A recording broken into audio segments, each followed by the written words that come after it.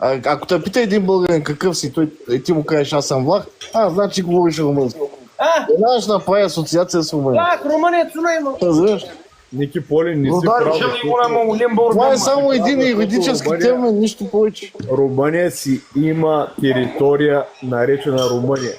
А ние сме на територията на България. Засягаме чужди интереси и български територии. А това вече е друга тема. Турчин България засягат и чужди интереси.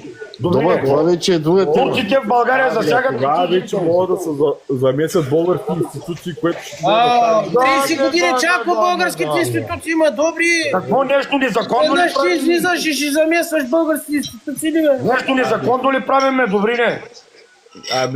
Ами точно незаконно е, защото когато са прибивали... Не е вярно ти нещо. Това са твои мечти, може би. Да дава пълни права, когато е влязла Добрине, това в са твои Европейския мечти. съюз. Пълни права на всички малцинства. Спрямо майчин език, верски, религии и происход чаша. Добрине, българските власти? ти малко Конституцията и тогава може да кажеш, че е незаконно. Нищо незаконно не е. Защото конфедерациите правят незаконни неща. Ами не ти в момента Добрин вкарва интрига с шпяра Рудари нощи.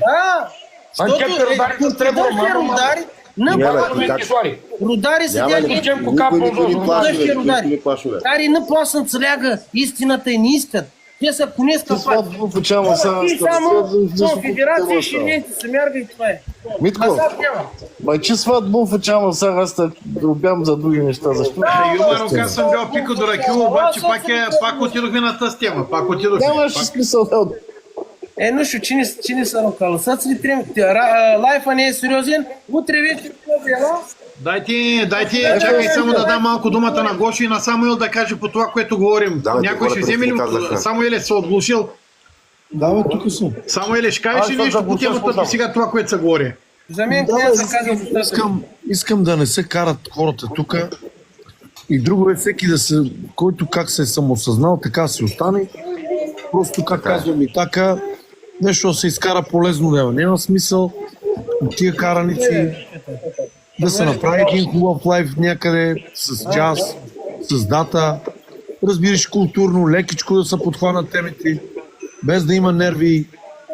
И искам друго да подчертая, аз го открих, аз Ром Милитар, и когато ние окачихме с Ицо там на това, изядохте ни главата за Ром Милитара. Човека щеше да ни даде, вие го оплашихте, тогава го нападнахте и пишман останах и изгубих и аз връзка и човека вече край. Аз му пращам...